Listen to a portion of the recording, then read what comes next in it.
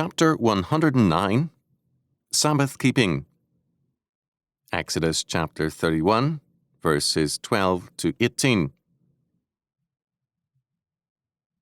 And the Lord spake unto Moses, saying, Speak thou also unto the children of Israel, saying, Verily my Sabbaths ye shall keep, for it is a sign between me and you throughout your generations, that you may know that I am the Lord that doth sanctify you. Ye shall keep my Sabbaths therefore, for it is holy unto you. Every one that defileth it shall surely be put to death. For whosoever doeth any work therein, that soul shall be cut off from among the people. 6 days may work be done, but the 7th is the Sabbath of rest, holy to the Lord. Whosoever doeth any work in the Sabbath day, he shall surely be put to death. Wherefore the children of Israel shall keep the Sabbath, to observe the Sabbath throughout their generations, for a perpetual covenant. It is a sign between me and the children of Israel forever, for in 6 days the Lord made heaven and earth, and on the 7th day he rested, and was refreshed. And he gave unto Moses, when he had made an end of communing with him upon Mount Sinai, 2 tables of testimony, tables of stone, written with the finger of God. Exodus chapter 31, verses 12 to 18.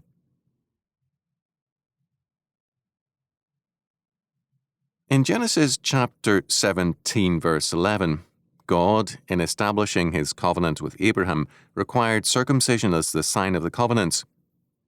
In the renewed covenant in Christ, baptism replaced circumcision as the covenant sign. Here, however, Sabbath-keeping is spoken of as the covenant sign in verses 13, 16, and 17. Circumcision is a recognition, as is baptism, of the sovereignty of God in salvation. No infant of 8 days can save himself. The parents, in circumcising or in baptizing a child, look to God's sovereign grace for the child's salvation, and they give the child to God in baptism and promise to rear him as the Lord's possession. Baptism and circumcision bind the child to obedience to God and to the recognition that he is not his own, but the Lord's.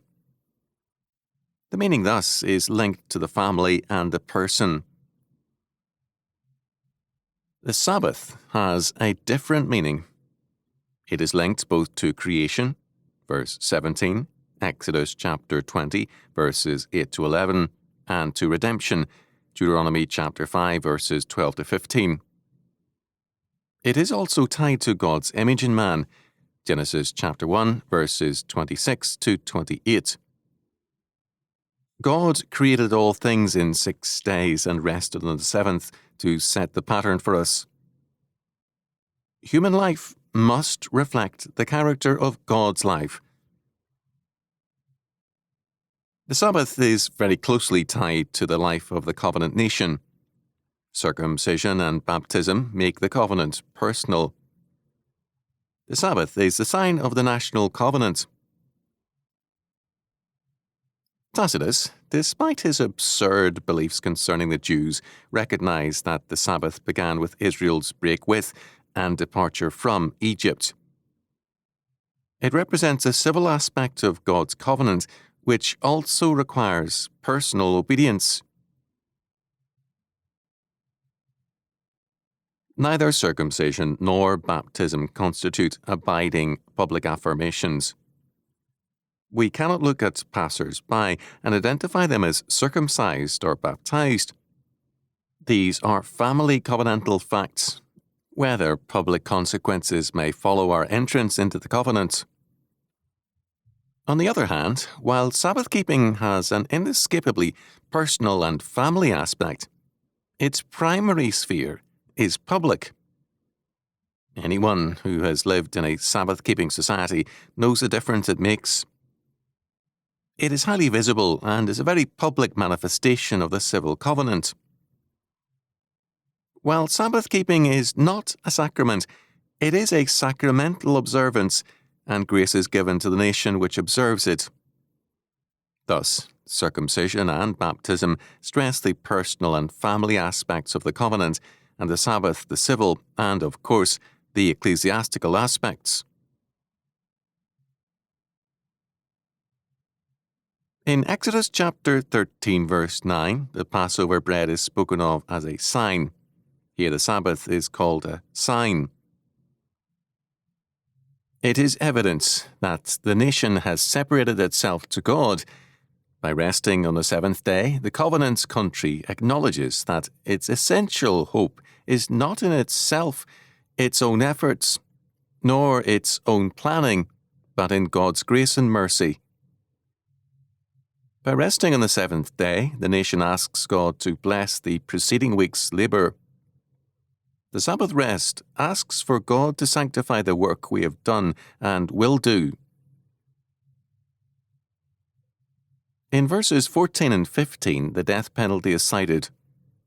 In Numbers chapter 15, verses 32 to 36, we have the only instance of its enforcement. In John chapter 5, verses 16 to 18, we see an attempt to charge Jesus for Sabbath breaking. Christ declares more than once that works of necessity and works of mercy are permissible on the Sabbath day. The Sabbath, he made clear, was made for man, not man for the Sabbath. Mark chapter 2, verse 27. And he himself was Lord of the Sabbath. The purpose of the Sabbath is therefore, first, to know the Lord, verse 13, second, to remember and rejoice in God's covenant with us, and third, to rest. The emphasis is strongly on rest. Then, fourth, that ye may know, may be translated, that men may know. Therefore, as Davies noted, the Sabbath has also an intentional significance as showing to mankind the relationship between God and Israel, or between God and our country. In this sense, the observance of the Sabbath is a public witness of a nation's stand, irrespective of the agreement or dissent of the people. Because of this civil and public aspect of the Sabbath, there is a public penalty: death. The modern state, whether or not it observes the Sabbath in some form, has ceased to be a covenanted state, and hence there is no penalty for Sabbath breaking unless it is an occasional fine. In verse 13, God identifies the day as my Sabbath. In a particular sense, the day is His, and is to be governed by His word and will. Since He gives so much grace and blessings to His covenant people, He requires a simple response: faithfulness to Himself and His law, and resting on His Sabbaths. He regards the act of despising an opportunity to rest as an act of perversity and of contempt for His covenant. The words of verse 13 are emphatic. Verily my Sabbaths ye shall keep, or surely my Sabbaths ye shall keep. Men should logically enjoy a Sabbath rest, not despise or profane it. J. Philip Hyatt ably summarized the Old Testament meaning of sign. Sometimes it is an omen of a future event, chapter 3 verse 2, 1 Samuel chapter 10 verse 7. Sometimes it is a miracle, chapter 4 verses 8 to 9. Sometimes it is a memorial, as of the stones taken from the Jordan, Joshua chapter 4 verse 6. The rainbow is a sign of the covenants with Noah after the flood, Genesis chapter 9 verses 12 following. And circumcision is a sign of the covenant with Abraham, Genesis chapter 17 verse 11. In Ezekiel chapter 20 verses 12 and 20, as well as here, a Sabbath is a sign. Here it is specifically a pledge that Yahweh sanctifies Israel, setting it apart as a nation in covenant with Himself. The sign of the Sabbath is thus a covenant mark of national as well as personal blessing. To despise a gift and the mark of care and providence is to betray the fundamental relationship. The sentence is death, national and personal. Because work was to begin on the tabernacle and its furnishings, this Sabbath law is given here to make it clear that not even the work on God's sanctuary could take priority over the Sabbath. The Sabbath was thus a day of rest for man, and also a way of confessing the priority of God over ourselves and our work. In Hebraic practice, any person desecrating the Sabbath in the presence of two witnesses had to be warned by them of the consequences of his act. At one time, it was the custom for civil officers and legislators not only to have a chaplain open and close convocations, but also for all these men to worship together on the Lord's Day. The purpose was that, instead of continuing to concentrate on their differences, they united in worshipping the covenant God on whom all must depend. In Deuteronomy chapter 5, verses 14 and 15, we are told that the Sabbath rest must be extended to the poor, to our dependents, and to farm animals, that they may rest as well as those. The Sabbath thus has a societal function, among other things. The covenant signs most plainly set forth in the Old Testament are the rainbow, circumcision, and the Sabbath. And in the New, baptism and communion. All are God's grace and favour to us. Our text concludes in verse 18 with an account of the two engraved stone tablets of the Ten Commandments. Each table contained all 10 commandments in terms of treaty or covenant law, one copy for each partner to the contract.